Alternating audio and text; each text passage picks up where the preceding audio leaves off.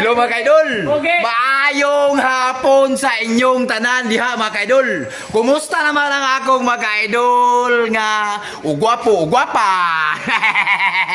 Oh, hi. Mga kaidol, naaday ko diri sa barangay Karangahan. Kay karong adlaw na ay lihistro sa kumilik. Nagparehistro ko mga kaidol. Di man ko kabalo musulat kay ako grade 3 ako. O shout out lang ko ni Justin. Kay nagpatabang ko ni Idol Justin. Kani akong solid supporter nga gwapo mga tao. O salamat kay Idol Justin ha. Muna yung mga idol ako mga gwapo. Okay.